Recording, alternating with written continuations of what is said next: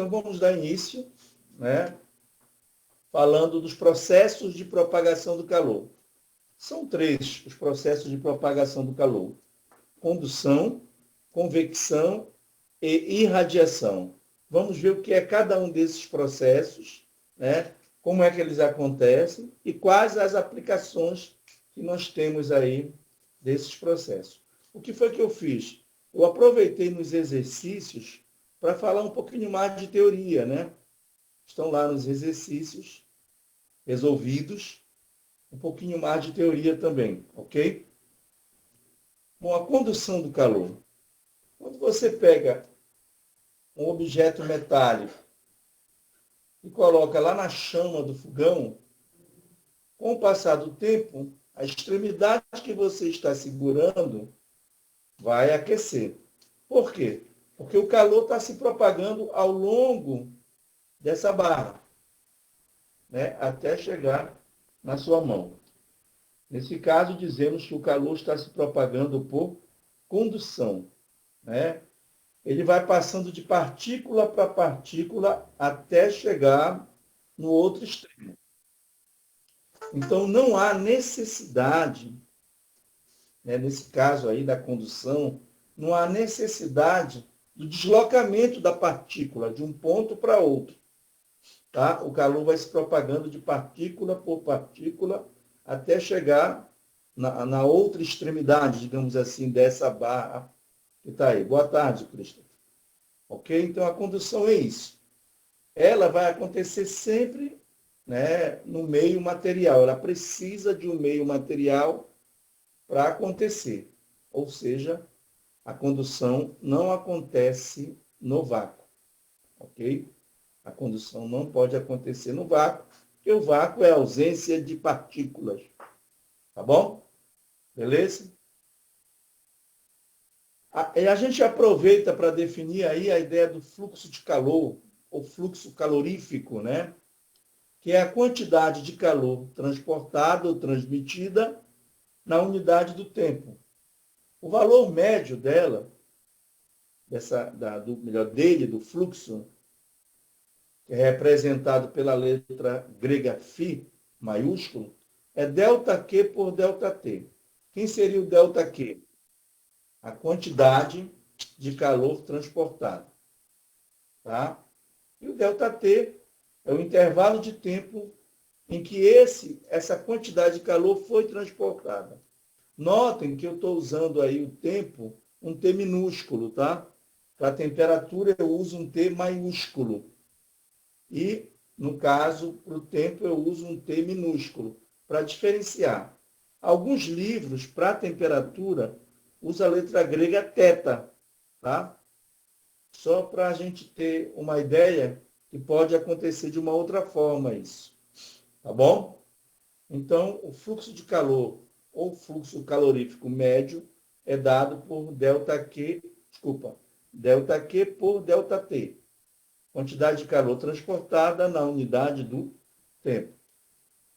Importante ressaltar que essa equação serve para qualquer tipo de processo, né, de propagação de calor, ok?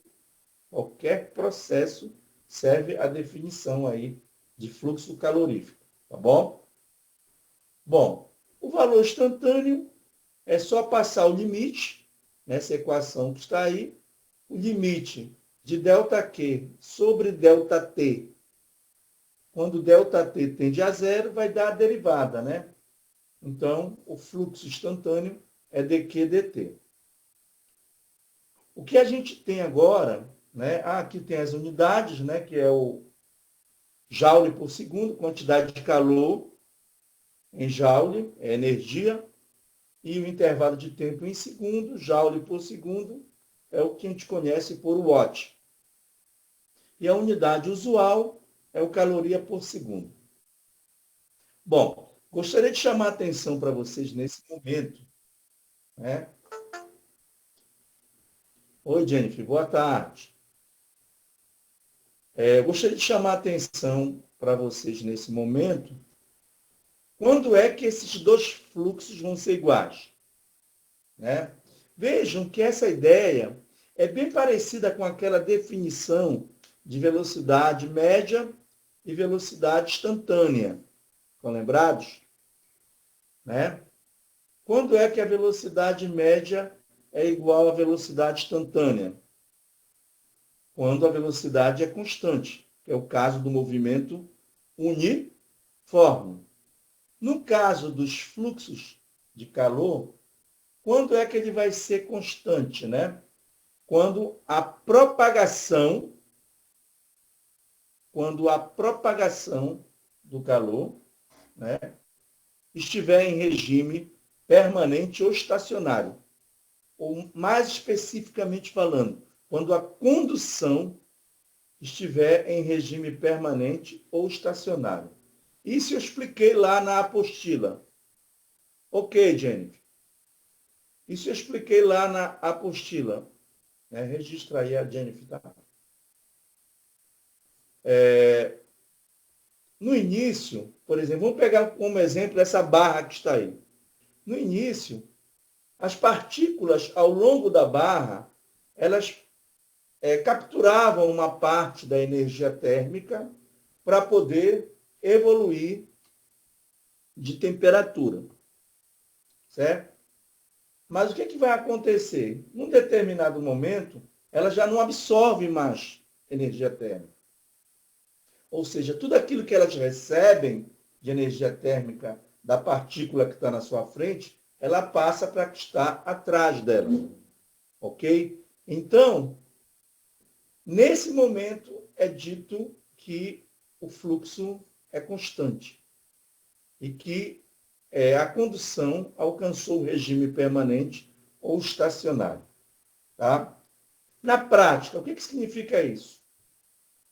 Que as temperaturas para cada ponto dessa barra aí, né, para cada ponto dessa barra, elas vão ficar fixas, mas lá no ponto, tá? Por exemplo, onde está a chama, a temperatura é maior.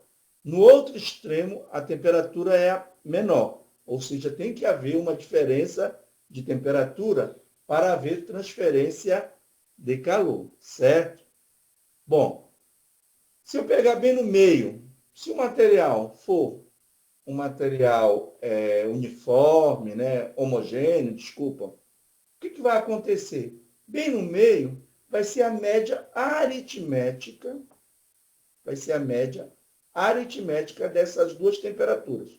Digamos, vamos dizer que no extremo da barra está a 200 graus Celsius e lá no outro está a 50 graus Celsius. Tá? Então, a metade seria 200 com mais 50 dá 250. 250, a metade seria quanto? 125. Então, aí no meio, né, nós teremos aí uma média das duas temperaturas. É mais ou menos isso, tá, gente? Então, esta temperatura do meio vai continuar sendo a mesma todo o tempo, né? Ela vai dar todo o tempo esse mesmo valor. Ela não vai variar. Mais uma vez, isso só vai acontecer quando estiver em regime permanente ou estacionário. Tá bom? Beleza? Então, vamos lá.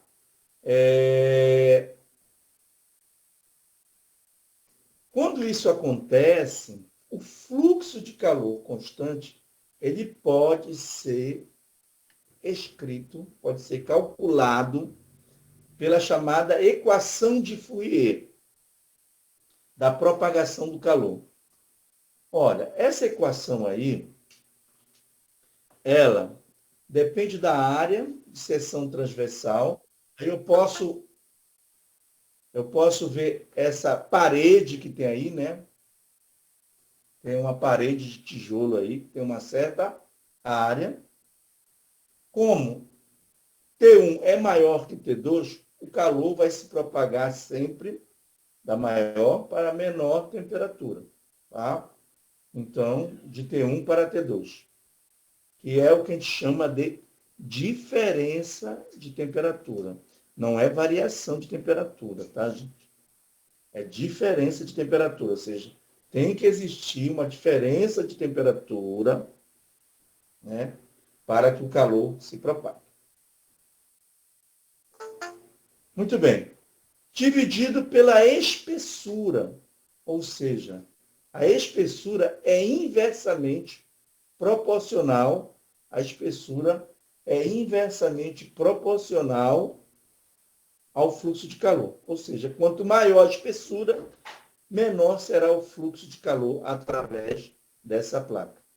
Já para a área e para a diferença de temperatura, nós teremos uma relação diretamente proporcional. Ou seja, quanto maior a área, né, maior o fluxo. Ou quanto maior a diferença de temperatura, maior o fluxo.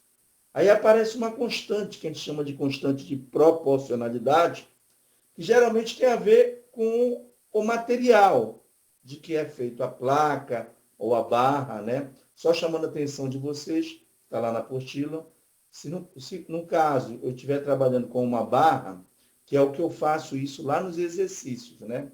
Em vez de usar a espessura, a gente usa o comprimento da barra, tá bom? É o comprimento da barra.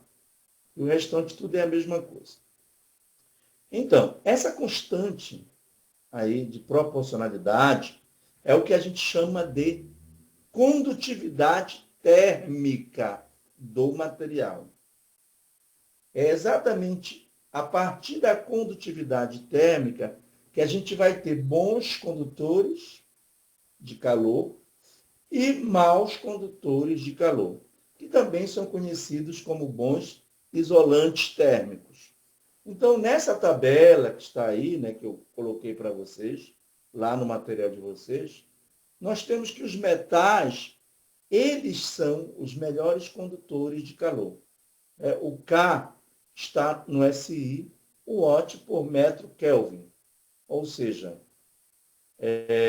o fluxo dado em Watt, a área em metro quadrado, a espessura ou o comprimento em metro e a diferença de temperatura em Kelvin. Como é uma diferença de temperatura, Kelvin e Celsius vão ter a mesma diferença. Até aí, gente, é uma diferença de temperatura. Quando for variação, também tranquilo. Mas daqui a pouco, no estudo dos gases, não vai ser mais a mesma coisa. Então, esse é o principal cuidado que você deve ter. Mas vamos para a nossa tabela. Então, os metais, né, são os melhores condutores de calor. Se você tiver alguma dúvida disso, o que você vai fazer? Quando, inclusive, já estou aqui tomando meu cafezinho, né? Para fazer o café, a água chegou a 100 graus Celsius. Aí, caso você tenha dúvida, será que o alumínio... Será que tem a ver com os elétrons livres, chefe. Tá? Os elétrons livres, tá? O Carlos perguntou aí. Porque os metais têm elétrons livres. Então, eles podem vibrar, né, com maior facilidade e transmitir isso mais rapidamente. O isolante não. O isolante não tem elétrons livres. Vocês vão ver isso com mais profundidade lá no eletromagnetismo e em física moderna também, tá? Mas são os elétrons livres, viu, Carlos? Dos metais aí, eles que proporcionam isso, ok? Uma excelente pergunta, como sempre o Carlos faz, né? São boas perguntas. Muito bem. Voltando, né? Aí, se você tiver dúvida, será que o alumínio ele é um bom condutor ou um bom isolante? É só pegar na panela, né? Aí, literalmente, você vai sentir na pele, né, que o alumínio é um bom condutor de calor. Tá certo? Já aquele material preto que é usado como cabo de panela, etc, etc, aquele material isolante. É por isso que você pega ali sem se queimar. Tá certo? Então, o pessoal aí, né, que trabalha com negócio de cozinhar, pessoal de nutrição, né, tem que saber disso, né? Não vai pegar no metal, se o metal é um bom condutor de calor, vai queimar a mão, ok? Então, tem aquelas luvas que o pessoal usa, né, para tirar bandeja lá do forno, tá? Tem essas luvas. Essas luvas são feitas de material isolante, tá? São feitas de materiais isolantes. Muito bem. Aí a gente vai lá para o finalzinho da tabela, onde aparecem os bons isolantes térmicos, né? Quando você usa uma roupa de lã, na verdade, não é a lã propriamente dita que está isolando o seu corpo do ambiente. É claro que você vai usar uma roupa de lã num ambiente muito frio, né? É isso? Que vai isolar o seu corpo do ambiente. Para que o seu corpo não perca energia térmica em forma de calor para o ambiente. Então, na verdade, não é a lã propriamente dita que vai lhe isolar. Quem vai isolar é o ar em repouso, que estão por entre os fios da lã. É ele que isola você. Tá? Então, o ar em repouso, presta bem atenção, em repouso, ele é um isolante térmico. Está aí a condutividade dele, 0,026 unidades do SI. Ok? Um outro cara que não está aqui é o gelo, né? O gelo também é um isolante térmico.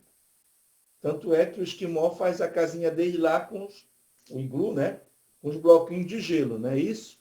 Por quê? Porque o gelo é um isolante térmico. Naquele exercício que eu fiz para vocês, tá? Se eu não me engano, é o exercício 1, eu demonstro isso para vocês, que o gelo é um isolante térmico. Quando a gente calcula de quanto é o acréscimo na espessura, naquelas condições que está lá. É muito pequeno. Então, o gelo ele é um bom isolante térmico. Eis porque, né? O Lucas Raiol perguntou por que o ar em repouso. Porque o ar em movimento ele não é um isolante térmico. Porque ele propicia a convecção. Tá? A convecção do calor, né? Por exemplo, a gente vai já explicar no caso das brisas marítimas e Oi, brisas professor, boa tarde. continentais. Agora que eu pude falar Boa com você. tarde. Tá legal, gente. Tá tudo bem. Então, esse movimento, né, do ar, do vento, ele propicia a troca de calor. Então, ou seja, são as correntes de convecção. Então, o ar em movimento é complicado. Ele parado, aí sim, é isolante térmico. Ok? Então, é por isso, viu, Lucas? A gente vai já entrar nesse detalhe daqui a pouco na convecção. Tá bom? Sim. Então, o gelo também, eu até cito lá na apostila de vocês, né, que o gelo ele é utilizado como isolante nas estações, nas regiões polares, né? Existem lá as estações de pesquisa, então geralmente elas são subterrâneas, porque o gelo ficando em cima, eles, de certa forma, isolam as pessoas que estão lá dentro. Tá bom? Aí, como eu estava falando antes da Jennifer falar aí, é por isso que nós temos que observar. É claro que as geladeiras mais modernas já descongelam por ela mesma, né? Dificilmente cria-se aquela crosta de gelo muito grande, né? Mas aquelas mais antigas, você tem que descongelar pelo menos uma vez por semana para desfazer aquela crosta. Por quê? Se aquela crosta de gelo estiver muito espessa, os alimentos não vão ser refrigerados, não vão ser resfriados. Ok? É importante isso, porque o gelo é um isolante térmico. Tá? Beleza? Então vamos continuar. Tem 3 exercícios desse assunto aí de condução. E o primeiro envolve a convecção do calor. Tá bom? Bom, como eu havia falado agora para o Lucas, a convecção do calor ocorre devido ao transporte de matéria. Por isso que ela só ocorre nos fluidos. Por quê? No fluido, né, a partícula se movimenta dentro do fluido, que pode ser um líquido ou um gás. O fluido, né, pode ser um líquido. A gente viu lá em hidrostática isso, né, pode ser um líquido ou um gás. Então, a convecção só ocorre nos fluidos. não ocorre no vácuo, porque não tem partícula. Boa tarde, Maria. E também, tá certo? Não ocorrem nos sólidos, né, gente? Porque não tem como a partícula sair no sólido daqui de trás e ir lá para frente, por exemplo, né? Então, a ideia do movimento, corrente de ar, é essa a ideia. Isso vai ocorrer quando? Quando houver uma diferença de densidade. Então, percebe aí nessa figura que está ao lado, o que acontece com as partículas que estão mais próximas aí da fonte térmica. Elas vão aquecer, vão aumentar de volume. Como o volume é inversamente proporcional à densidade, a densidade diminui, né? Então, elas sobem. Aquelas que estão em cima, mais frias, elas vão descer, tá? Até que toda a água, a partir da convecção, vai ocorrer condução aí? Claro que vai. Mas a condução perto da convecção do calor é muito pequena. O efeito dela é muito pequeno, tá certo? Então, tanto para aquecimento quanto para resfriamento de fluidos, usa-se a convecção do calor, ok? Com a água, acontece aquilo que está lá no exercício resolvido 1, né? Porque nós já sabemos que devido à dilatação anômala da água, a 4 graus Celsius, ela vai ter a densidade máxima. Como ela vai ter a densidade máxima, então, quando a água do rio, que está esfriando, porque está perdendo energia térmica em forma de calor para o ambiente, mas quando ela chega a 4 graus Celsius, mais precisamente 3,8 graus Celsius, o que vai acontecer? Densidade máxima. Então, aquela água que está lá embaixo não sobe, e a que está em cima não desce. Cessa a troca de calor por convecção. E aí só fica quem? A condução. E por condução, quem vai perder calor primeiro são as partículas da superfície. Então, elas vão chegar a zero e vão virar gelo, né, a partir da perda de calor, no caso, calor latente, né? Calor na forma de calor latente, e ela começa a congelar. Você pode fazer esse teste, não muito perfeito como no Rio, mas que já dá a ideia. Experimente, coloque um copo com água, já fizeram isso com certeza, né? Um copo com água na geladeira. Deixe passar uns 20 minutos. Aí você vai ver lá no copo, né, ou num copo de alumínio, você vai ver que a superfície está congelada. Mas se você forçar essa superfície, você vai ver que tem água ainda lá embaixo. Essa água está a 4 graus Celsius. Tá bom? Por que é diferente do rio? Porque, no caso, nos lagos, nos rios, eles só vão perder calor por cima, né? Lateralmente por baixo, não vão perder calor. Diferente lá do copo de alumínio, né? Ok? Que ele vai perder calor por todos os lados. Mas você consegue entender, a partir daí, né, esse fenômeno, que, como aparece em filme, né? A superfície do rio fica congelada nas regiões geladas. Ok?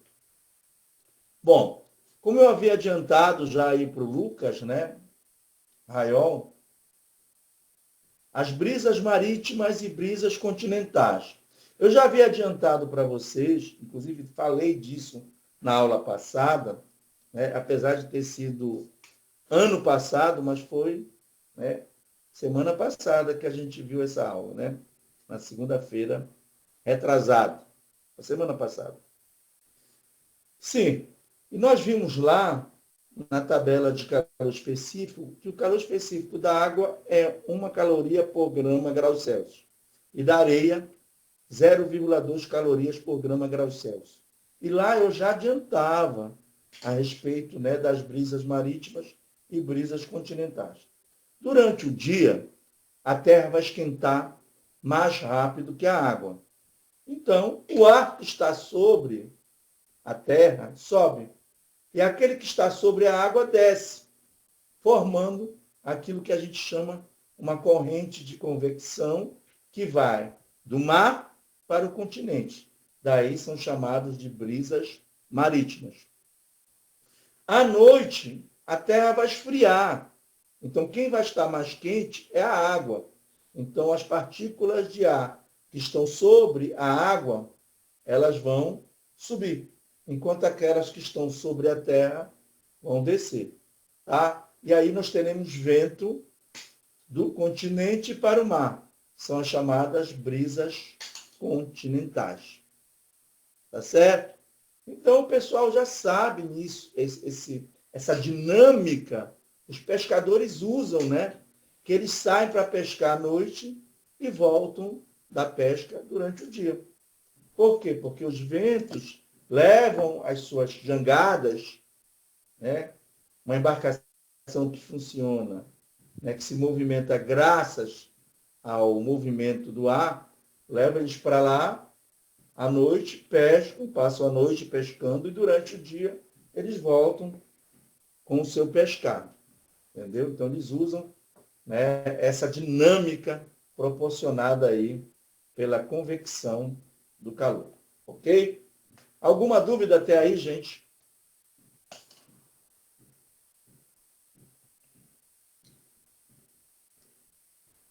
Ok. Finalmente, a terceira e última forma de propagação do calor, que é a irradiação do calor. A irradiação, ela ocorre por meio de ondas eletromagnéticas. Essas ondas de calor são os infravermelhos. Então, quando aquece, né? Quando o ambiente está aquecendo, é porque a gente está tendo ali produção de infravermelho, né? Então, você se aproxima de uma fogueira, você coloca a mão sobre a fogueira, esquenta. Só que ela está esquentando ali de duas formas, irradiação e convecção, porque o ar quente está subindo.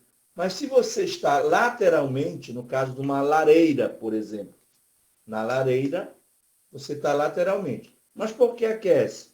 Devido à emissão, aí só é somente a irradiação, né? São ondas eletromagnéticas. Ok? A ideia, isso daqui é uma que a gente está antecipando para vocês, vocês vão ver isso aí com mais detalhe, né? Que é praticamente o pontapé inicial da mecânica quântica, que é a teoria do Max Planck, né? Que é a intensidade calorífica ou de radiação que um corpo aquecido, desde que ela não esteja a 0 Kelvin. Então, qualquer corpo com a temperatura acima de 0 Kelvin, ele vai emitir calor. Tá? Mas se ele tiver, se for um corpo, né, que está, digamos, a 70 Kelvin, no ambiente, numa temperatura ambiente, ele não vai emitir, ele vai receber, né, calor. Então, a ideia que é construída a partir dessa lei empírica de Stefan Boltzmann, e foi demonstrada pelo Planck, né, com a sua teoria quântica, pontapé inicial, como eu falei, né, ele demonstra isso, que a intensidade de radiação ela é proporcional à quarta potência da temperatura absoluta, tá bom? A quarta potência da temperatura absoluta. Então, temperatura em Celsius, Fahrenheit, não serve aí, tá? Tem que ser temperatura absoluta. Não. O Einstein, ele demonstra como é que eu posso dizer? A teoria dual da luz a partir de dois efeitos, que é o efeito fotoelétrico do efeito Compton, tá bom? Mas a ideia é o corpo aquecido emitir, preste bem atenção, hein? Emitir radiação, ele está aquecido, ele vai emitir radiação térmica, ou seja, radiação eletromagnética do tipo infravermelho. Ele vai emitir essa radiação porque ele está aquecido. Tá? Então, como eu falei para vocês lá em Física 4, vocês vão poder ver com mais detalhes isso, tá? Vocês vão poder ver com mais detalhes essa ideia. Então, essa emissão, né, vai ocasionar uma... Sim, fótons. Agora, não é pelo mesmo efeito, isso que eu quero dizer. O que é o efeito fotoelétrico? Só para a gente tirar logo a limpo, né?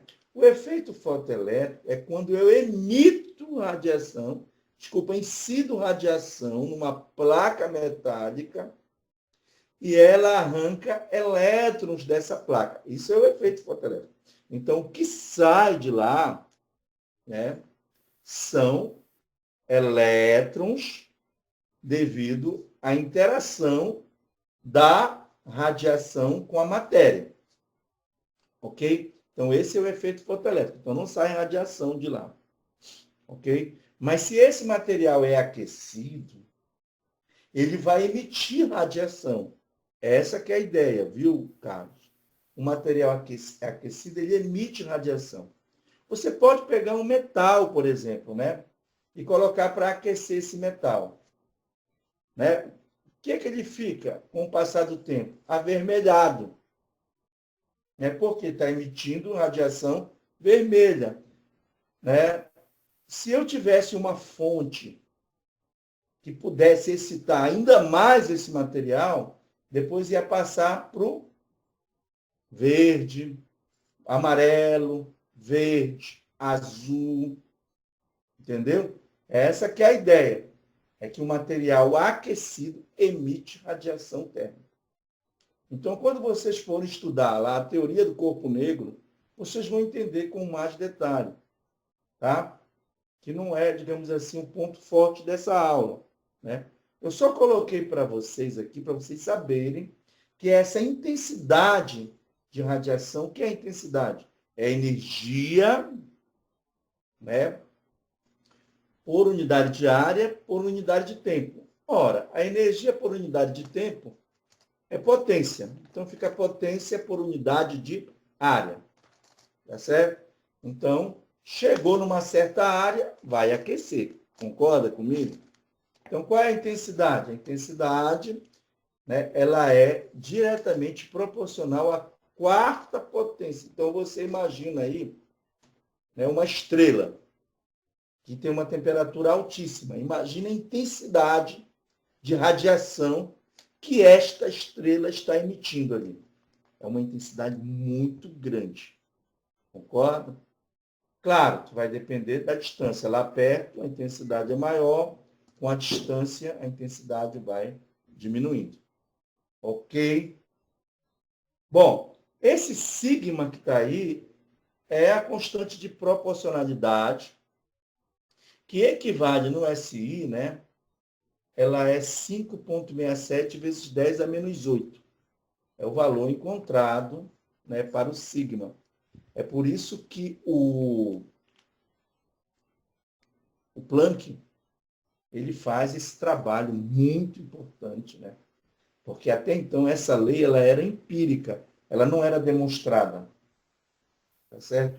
Ele vai deduzir a lei de Stefan Boltzmann a partir da ideia que ele constrói da teoria quântica. É por isso que ele ganha força, porque essa lei já existia antes do Planck com a sua teoria quântica, ou seja, antes de 1900.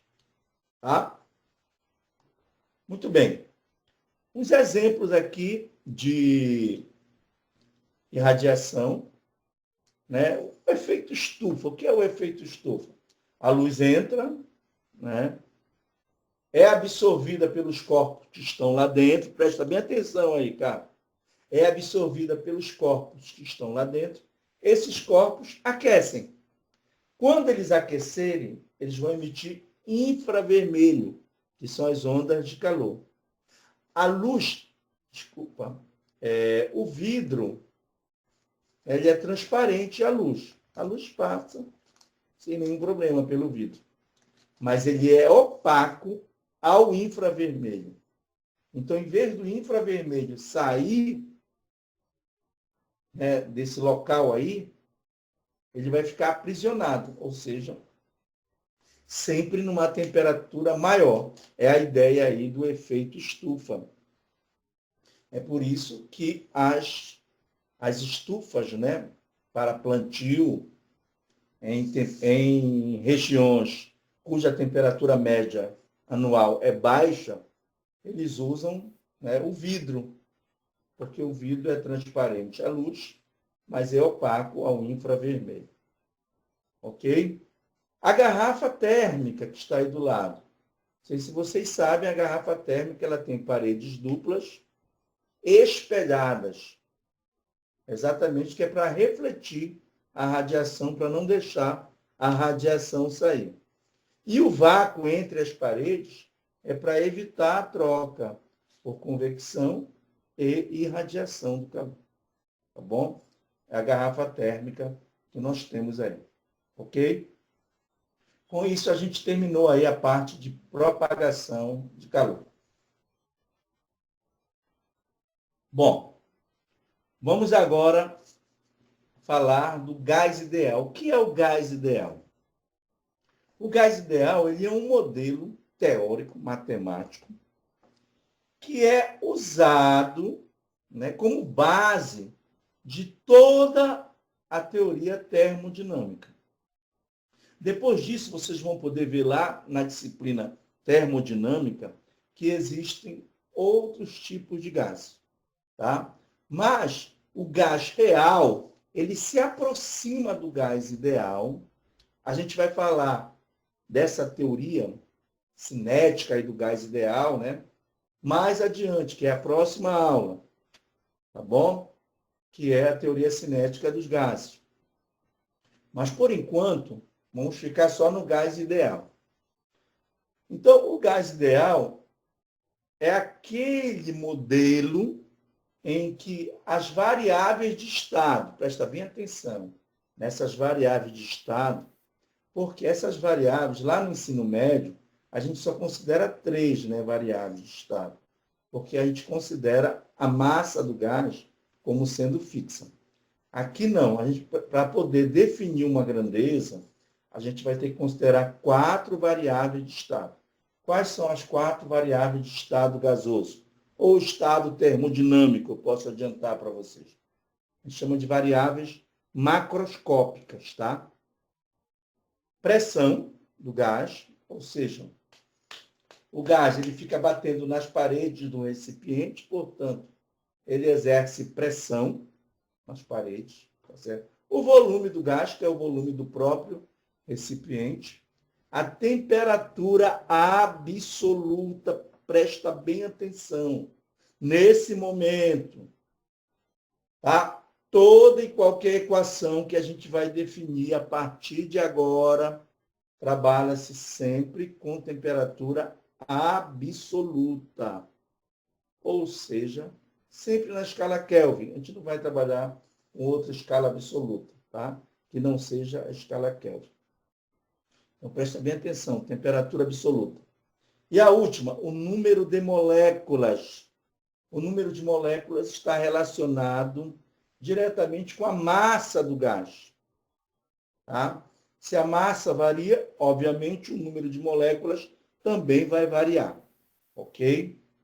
Então, são essas, né, as variáveis de estado.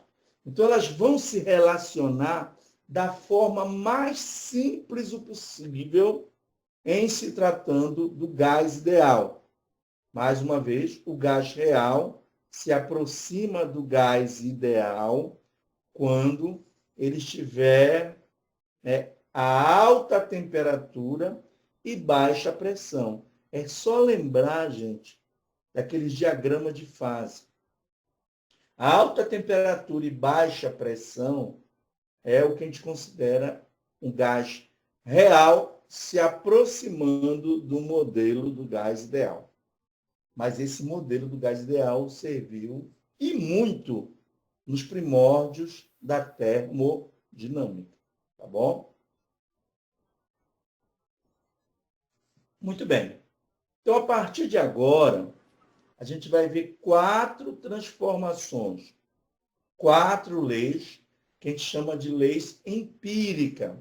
E a partir dessas 4 leis, a gente vai definir uma transformação, que a gente chama de transformação geral, e aí vai surgir a equação, né, do estado, né,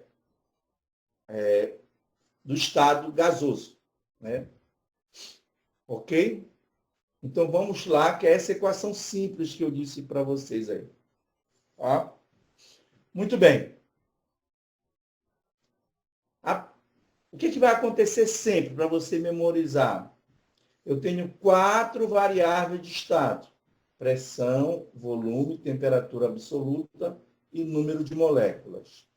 Sempre, para cada uma dessas leis mais específica, né, nós teremos 2 permanecendo constantes, e eu vejo como é que varia as outras 2. Tá bom? Uma com a outra. Ok? Tá legal? Tá claro? A lei de Avogadro. O que é que diz a lei de Avogadro? Quando a massa do gás varia, mantendo constante, presta bem atenção, a pressão e a temperatura, quem é que vai variar junto com a massa ou o número de moléculas? Quem vai variar é o volume. E como é que o volume varia? Diretamente proporcional, né, ao número de moléculas. Basta olhar, vou colocar aqui o laserzinho que nós tínhamos colocado, basta olhar esse gráfico aqui. Ó. Volume em função do número de moléculas. É uma reta que passa pela origem. Ou seja, quando o número de moléculas for 0, obviamente que o volume do gás vai ser 0. Tá bom? Muito bem. Então, baseado nessa ideia, presta bem atenção que o volume é diretamente proporcional ao número de moléculas, então eu posso dizer que V1, que é o volume no estado 1, vocês estão vendo aqui, ó, estado 1, ou estado gasoso ou termodinâmico 1. Isso daqui é um cilindro, tá? Tem um êmbolo aqui e um peso aqui em cima. Ó. Esse peso ele vai estar relacionado com a pressão. Então, notem, quando o gás passa do estado 1 para o estado 2, o pezinho em cima do êmbolo é o mesmo. Logo, concluímos que a pressão do gás permanece a mesma. A temperatura absoluta é a mesma, ou seja, a temperatura inicial é igual à temperatura final. Então, quem está variando? O volume com o número de partículas. Então, V1 está para N1, assim como V2 está para N2. Eis aí a representação matemática da lei de Avogadro. Tá? Essa lei. Muito bem. As outras 3 que virão, eu vou logo adiantar para vocês. A massa vai ficar inalterada, ou seja, nas outras 3, o N não vai variar. Tá bom? Nas outras 3 que virão. A segunda lei empírica é a lei de Boole-Mariotti, né, que diz que se certa massa de gás vai experimentar uma transformação isotérmica,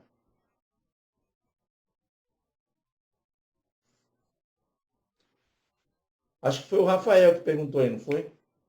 Rafael, a temperatura só vai variar se o gás aquecer ou esfriar. Concorda comigo? Ok? Se o gás aquecer ou esfriar. Aqui, na lei de Avogadro, não houve aquecimento, olha. Houve apenas, o que está escrito aqui? Inserção de massa. Não houve aquecimento. Idêntico ao que acontece aqui na transformação isotérmica. Também não está havendo aquecimento. O que aconteceu aí na transformação isotérmica? Quando o gás passou do estado 1 para o estado 2. Eu aumentei o peso em cima do êmbolo, certo? Então, se eu aumentei o peso em cima do êmbolo, significa dizer que a pressão do gás aumentou. Tá certo? A pressão do gás aumentou.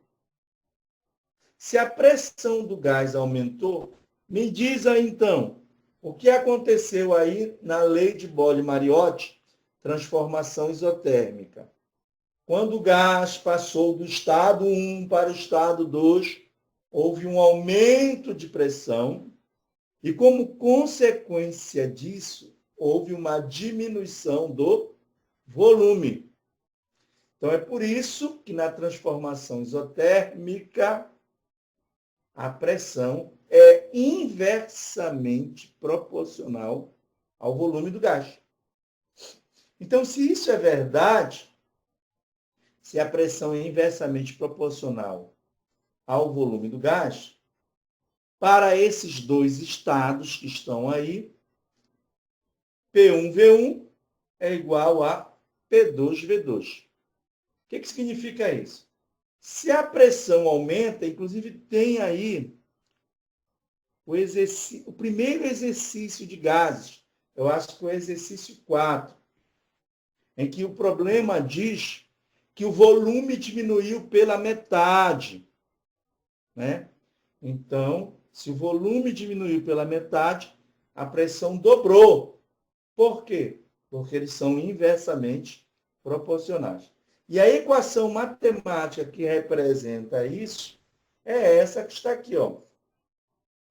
Então, se a pressão aumenta de P1 para P2, para compensar essa igualdade que está aí, o volume obrigatoriamente tem que diminuir na mesma proporção. Então, se a pressão dobra, que é a resposta lá do problema, a pressão dobra, o que vai acontecer com o volume? Diminui pela metade, ou vice-versa. Ok? Então, isso é a transformação isotérmica. Mais uma vez, vejam, não houve nem aquecimento e nem resfriamento do gás. Tá? Como é que acontece isso? Tu vai ter que ir diminuindo bem devagar o volume para poder, todo o tempo, né, o equilíbrio térmico acontecer. Se tu diminuir bruscamente, né, o que vai acontecer com o gás? Além de aumentar a pressão, aumenta também a temperatura, porque as partículas vão ficar muito agitadas. Então, na transformação isotérmica, o volume tem que ir diminuindo lentamente, paulatinamente, sempre buscando o equilíbrio térmico, sempre com a temperatura inicial igual à final. Tá bom? É isso que acontece na transformação isotérmica. Ponto muito importante para a termodinâmica, que é o diagrama P versus V. Por que ele é importante? Eu vou adiantar aqui só um pouco, tá certo? Porque no diagrama P versus V, A área sob o gráfico, né, que vai ter um gráfico aí, né, que vocês estão vendo, que é uma hipérbole. Por que uma hipérbole? Porque pressão é inversamente proporcional ao volume. Né? Se a pressão aumenta, o volume diminui e vice-versa. Então, eu tenho uma hipérbole aí, que está sendo demonstrado aí graficamente para vocês. Certo? Então, nesse diagrama P versus V, a área sobre o gráfico é o trabalho. O trabalho realizado pelo gás. Então, como a termodinâmica ela gira em torno disso, transformação de calor em trabalho mecânico, né? Movimento, ou seja, as máquinas térmicas, né? Transformação de calor, né? Em movimento, trabalho mecânico. Só lembrar das locomotivas a vapor, né? Barcos a vapor, o carro funciona, até hoje funciona dessa forma, pelo menos aqueles que não são elétricos, né? Que são a combustão, a queima. Né? Ele funciona dessa forma. Então, esse gráfico, P versus V, ele é um gráfico muito importante, esse diagrama é muito importante na termodinâmica. A gente vai falar depois dele com mais detalhes, lá na penúltima aula, que é a primeira lei da termodinâmica. A gente vai falar disso. Tá bom? Por enquanto, só acreditem no que eu estou dizendo. Esse gráfico ele é muito importante. Esse diagrama P versus V é muito importante para a termodinâmica. Tá? Bom, toda vez que eu tiver um diagrama P versus V, essa curva ela vai ter, né?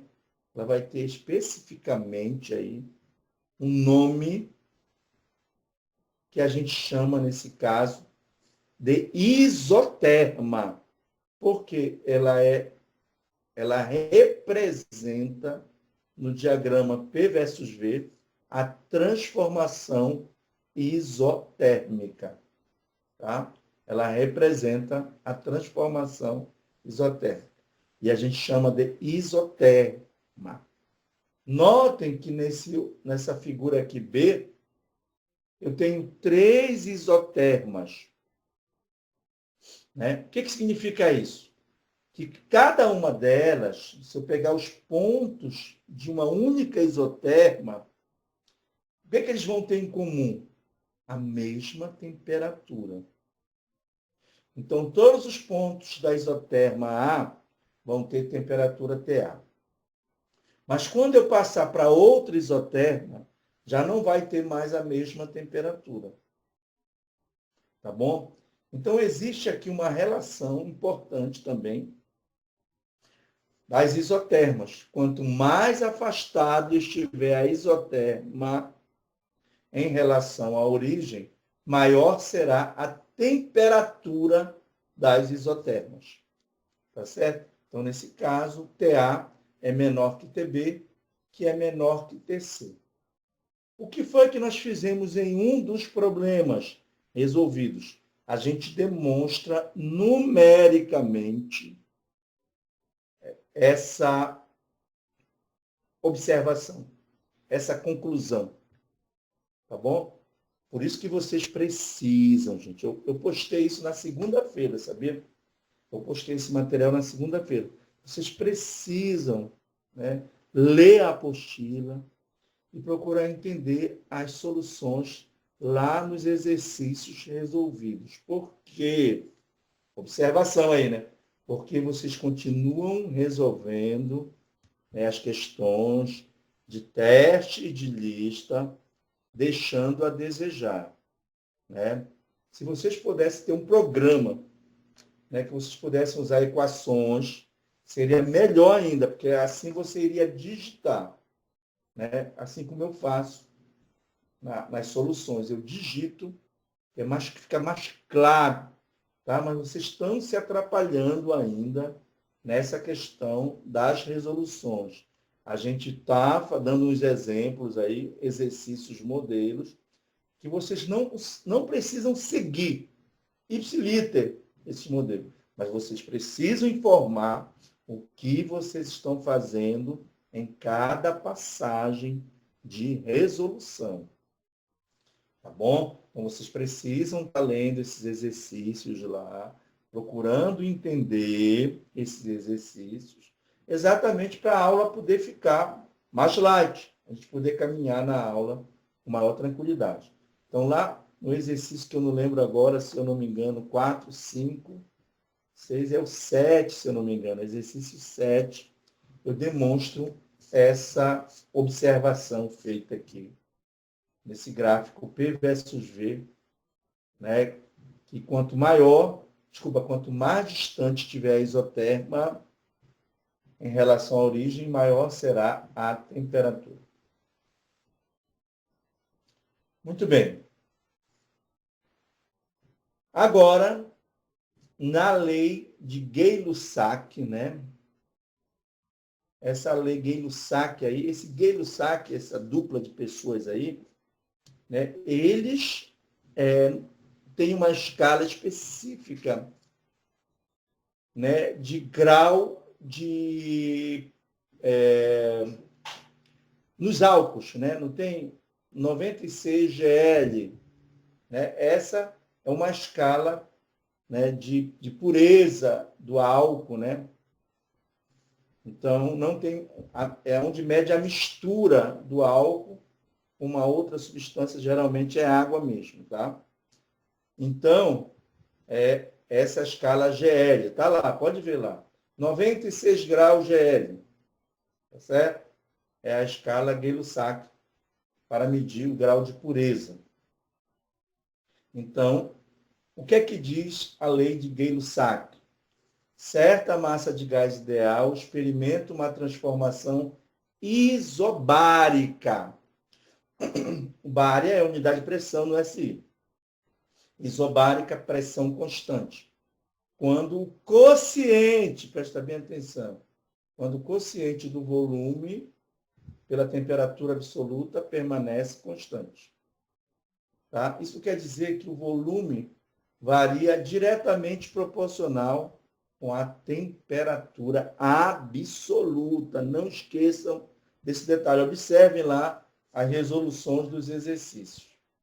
Então, nesse caso, como é que fica aí a representação para esses dois estados aí? Observa aqui, Rafael, agora, acho que é o Rafael. Desculpa.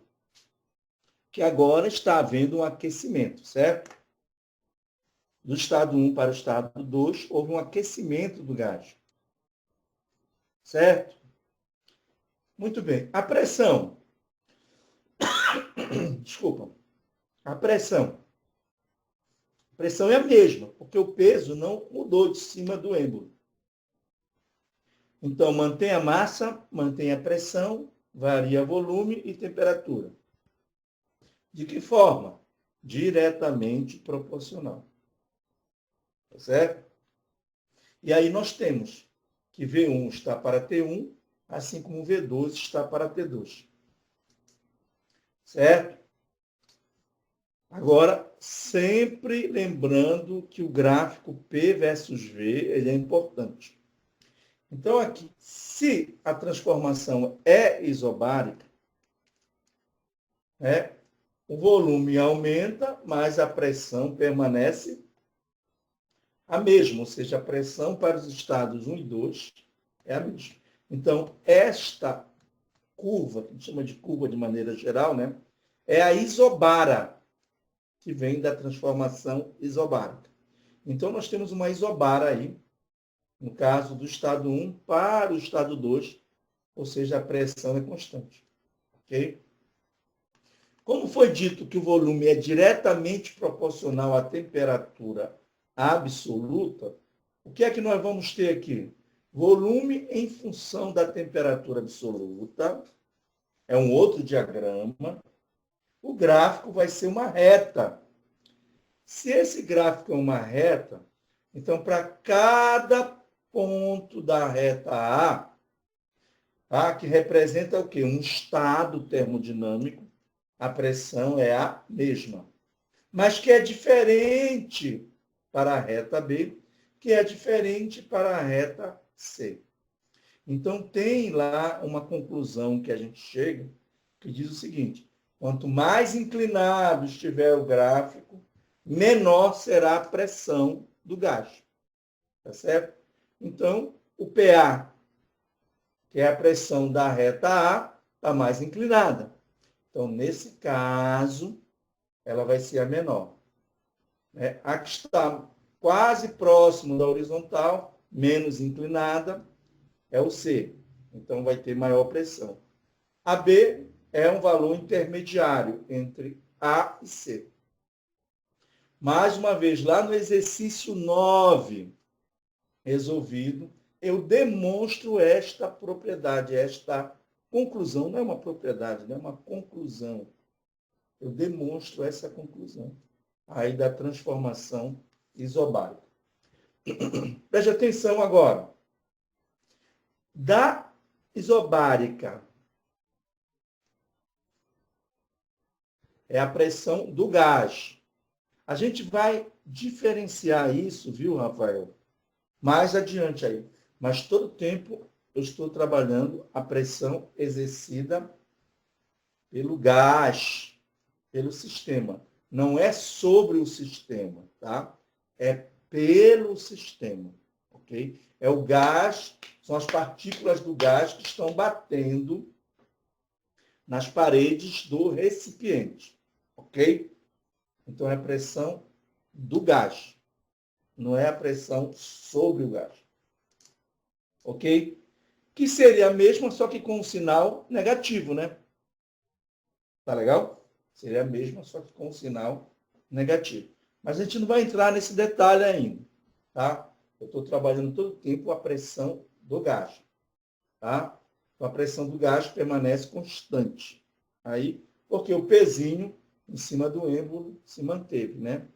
Não variou. Então, eu aqueço, as partículas ficam mais agitadas e o volume aumenta. Porque esse êmbolo aí, ele pode variar, né? De posição. Ok? Bom, o que eu queria chamar a atenção de vocês dessa lei de Gay-Lussac, que é a transformação isobárica, para a lei de Charles, que é a transformação isométrica ou isocórica, a mudança é bem pouca. Por quê? É só eu trocar o volume com a pressão, tá? Pode ver, ó. Só trocar.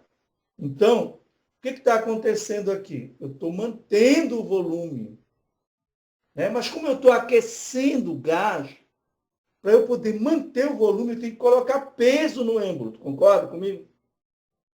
Para poder manter esse volume. O volume no estado 1 é igual ao volume no estado 2. Então, do estado 1 para o estado 2, estou aquecendo. Aquecendo aumenta a temperatura. Então, para poder manter o volume, eu tenho que colocar um pezinho a mais sobre o êmbolo. Então, aumenta a pressão. Então, para o gás ideal, a pressão é diretamente proporcional à temperatura absoluta. Olha essa equação aqui. Não foi só trocado lá em cima o volume pela pressão? Então, é só para você entender melhor. Agora, o diagrama P versus V, em vez de ser uma reta horizontal, vai ser uma reta vertical. Ó. Porque quem está constante agora é o volume. E eu vou ter agora um outro, assim, como é o nome dessa curva vertical? Isocora, porque a transformação isométrica, ela pode também ser chamada de isocórica. E eu não sei dizer para vocês por que é isocórica. Tá? Isso deve ter algum significado histórico. Eu não sei te dizer mesmo, tá? Mas a isocora está aí, ó. É essa reta vertical, né? Ou seja, que diz que o volume é constante numa transformação isométrica ou isocórica.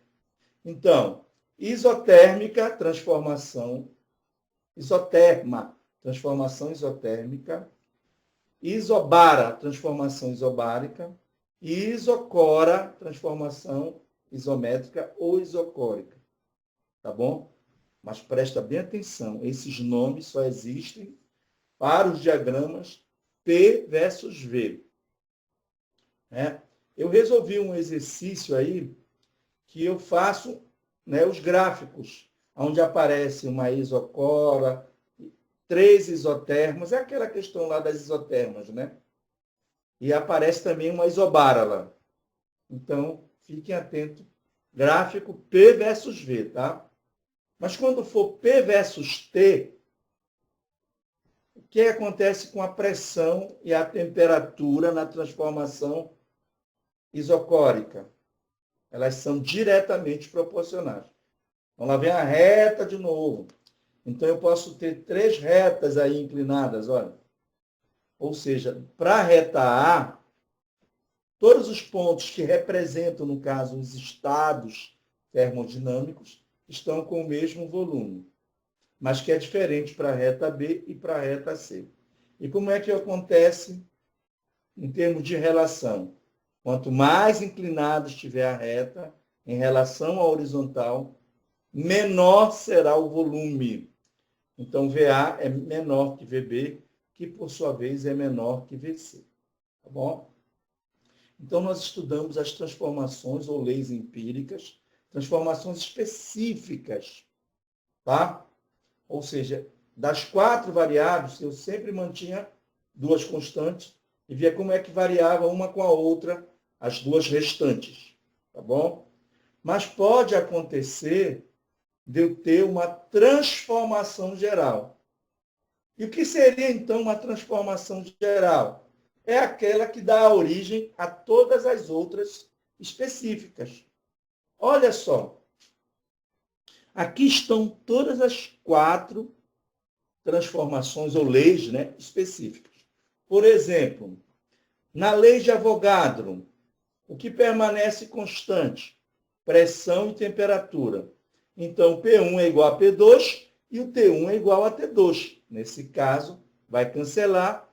E o que é que sobra? V1 sobre N1 é igual a V2 sobre N2. Tá? Transformação isotérmica. Quem são os constantes? N e T. Então, N1 igual a N2, que é a mesma massa, né? E o T1 igual a T2. O que é que sobra? P1V1 igual a P2V2. Transformação isobárica. Pressão e número de moléculas constantes.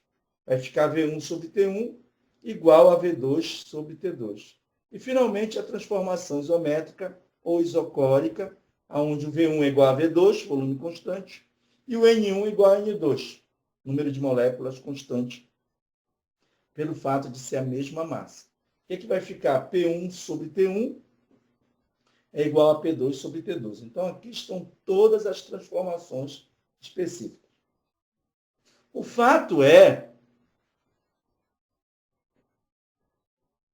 tá aí, ó. Isocora significa do grego volume igual. Obrigado, Pedro. Acho que foi o Pedro, não foi? Não, André. Quem? André. O André, foi o André. Desculpa aí, tá? Foi o André. Então, a gente já sabe, ó, por isso que é uma aula interativa, né? Que vocês vão logo pesquisar para saber. Então, vem do grego mesmo volume, não é isso? Muito bem. Obrigado, mais uma vez. Então, foi verificado que essa expressão PV sobre NP, ela é constante para todos os gases considerados ideais. Lembre-se, baixa pressão e alta temperatura, né? Se tratando do gás real. Então, isso, né? Se é uma constante, quem é essa constante? Ela é uma constante muito importante, não só na termodinâmica clássica, presta atenção, como na termodinâmica quântica, né? Estatística quântica, como também na mecânica quântica. Esse cara sempre está aparecendo, que é a chamada constante de Boltzmann. Essa constante de Boltzmann que vale 1,38 vezes 10 a menos 23 Joule por Kelvin, no SI, obviamente, né?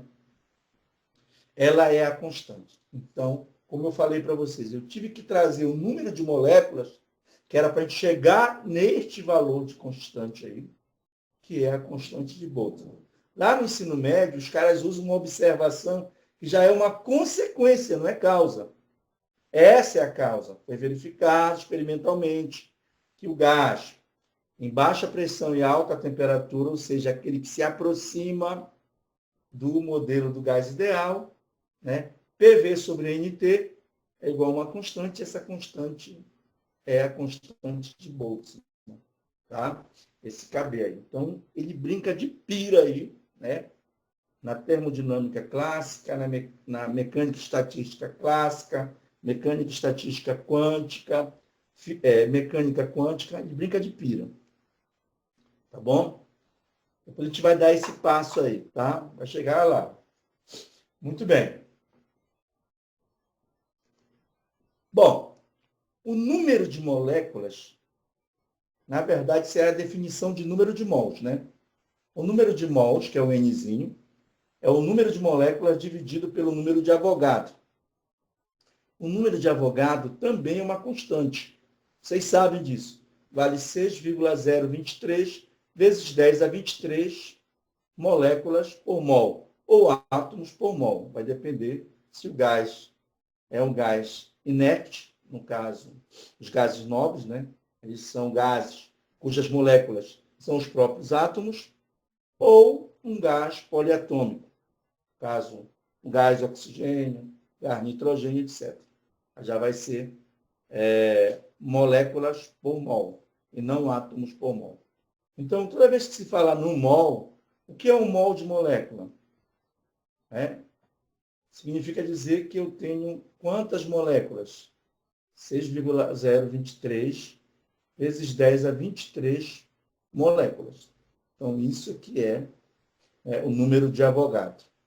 Então, se eu multiplicar o número de Avogadro pelo número de mols, que é esse Nzinho, eu vou ter um número total de moléculas. E isso existe uma relação também com a massa do gás e a massa molecular do gás, tá bom? Com a massa molecular do gás. A gente vai ver no final desse slide aqui, tá? E lá nos exemplos também eu uso muito isso lá nos exemplos, nas questões resolvidas, ok? Então, se o N é Nzinho NA, apareceu uma outra constante. Quando eu passar o NT multiplicando, esse NA vai multiplicar o KB. Ora, o produto de duas constantes vai ser igual a uma constante. Então, eu vou definir a constante universal dos gases ideais, que é o R. Então, R é KB vezes NA. No sistema internacional, quando é que eu vou ter o sistema internacional? Quando a pressão estiver em Pascal, o volume em metro cúbico e a temperatura em Kelvin. Então, nesse caso, nós teremos aí, né, o R dado, né, no caso, 8,31 Joule por mol Kelvin. Vejam, vai depender do problema qual constante eu devo usar. Porque essa aqui é a mais usada, né? Unidade usual. O R é 0,082 ATM litro por mol Kelvin. Então, nesse caso, a pressão fica em ATM, o volume em litro, né, e a temperatura em Kelvin. Então, nesse caso aí, eu vou usar esta constante. Então, muito cuidado, tá, gente? Quando vocês forem trabalhar aí com essa questão das unidades. Saber conversão de unidade é importante. Ok? Muito bem. Então, aí a gente chega, o objetivo era esse, da aula agora de estudo dos gases, era chegar na equação de estado. O que é a equação de estado? Relaciona quem? Relaciona, né, as variáveis de estado, pressão, volume, temperatura e massa, de maneira geral, né? Número de moléculas, massa. Então, que no caso aqui, é dado por essa expressão. Então, P vezes V é igual a nRT. Notem, preste bem atenção, notem que daí eu posso tirar qualquer uma das leis específicas também. Olha só, vamos fazer só para as três, isotérmica, isobárica, isocórica, né? Porque o N está embutido aí, tá? Então vamos considerar a massa constante. Quando eu considero a massa constante, o número de moléculas é constante. Então, transformação isotérmica, quem é constante? Temperatura e o número de moléculas. Então, o Nzinho é constante, o T é constante e o R é uma constante. Então, PV é constante. Então, se PV é constante, P1V1 é igual a P2V2. Transformação isotérmica. Tá? Transformação isobárica. A pressão é constante. Tá? Como é que o volume varia com a temperatura? Diretamente proporcional. Por quê? Porque o N é constante, o R é constante, dividido por P, que é constante. Nós teremos aí o quê? Um coeficiente angular. Então, logo, nesse caso, vai dar uma função linear. P versus T vai dar uma reta, a gente já viu isso. E se o volume for constante, P versus T vai dar uma reta também. Então, está aí, ó, demonstrado para vocês que a partir da equação de estado do gás ideal, eu consigo representar aquelas empíricas que estão lá. Ok? A gente ainda vai fazer um estudo, que é a próxima aula depois do teste 1, né? Teste 1, na quarta-feira. Eu preciso da definição de vocês das duplas, tá bom? Então, Jennifer e Iveson, vocês estão aí solteiros, né? Aí em termos de dupla. Por quê? Porque a Suene sumiu e o Hugo também. Eu não sei o que aconteceu com eles. Então vejam lá vocês como é que vocês podem fazer aí. Gente, se ajudem. Eu estou dando oportunidade para vocês se ajudarem, mas é preciso que você queira se ajudar também, tá bom? Já mandei um recado para a Jennifer também, tá, Jennifer? Não te preocupa, vai até o final, né? Está lá no Evangelho, né? Aqueles que perseverarem até o final serão salvos. Então, o importante é tu não desistir, tá bom? Quarta que vem é o teste já, filho, porque hoje a gente fecha a terceira aula, né? Está fechando hoje a terceira aula, que corresponde àquelas questões que eu mandei para vocês propostas. Tá lembrado? Mandei, inclusive, antes da segunda aula para vocês.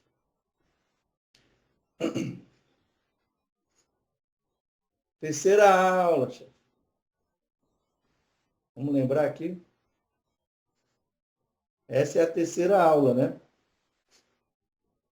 A primeira aula foi de escalas termométricas e dilatação. A segunda aula de calorimetria e diagrama de fases. E a terceira aula, propagação do calor e o gás ideal. Ah, sim, segunda que vem tem aula? Não, vocês vão ficar aí trabalhando em cima disso aí, vão logo se preparando. Quando for 15 horas, eu divulgo o sorteio e vocês têm até às 18 horas para mandar para o meu e-mail. Mande mais para o Yahoo do que para o institucional, tá? Está dando problema no institucional. Ok, Nicole? Ok, Carlos? Então, aquela situação light, né? Eu me lembro que o Iveson fez uma pergunta para mim se eu ia dar 2 aulas numa semana. Eu disse que não iria dar mais 2 aulas numa semana. Eu não vou. Tá certo?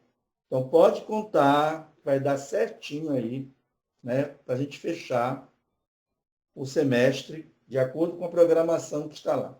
Tá bom? Vai fechar legal. Ok? Sem pressionar, sem correr, sem nada. Eu acredito que está legal. Tá? Está indo num ritmo relativamente bom. Ok? Então, PV igual a nRT é a equação de estado, aonde estão... É a forma mais simples em que as variáveis de estados macroscópicas, estou adiantando aqui para vocês, se relacionam. Tá bom? O N, já falei para vocês o que é o número de mols do gás, o qual pode ser calculado. Olha só, eu uso isso lá nos exercícios resolvidos. Tá? O número de mols é a massa dividido pela massa molecular do gás. Tá? Inclusive, lá no exercício 8, são 48 gramas de gás oxigênio. Onde é que o pessoal se engana aí?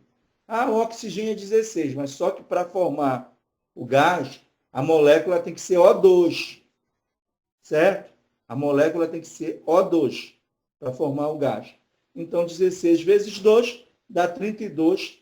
Eis aí a massa molecular, né, do gás oxigênio. Então, eu divido lá 48 gramas por 32, que vai dar 1,5. Tá bom? Usando essa expressão que está aí. Importante isso, porque alguns problemas, ele fica subentendido que você já sabe que nas CNTP, né, a temperatura é 273 Kelvin e a pressão é 1 atm. Ok? E nesse caso, você pode jogar aí, ó.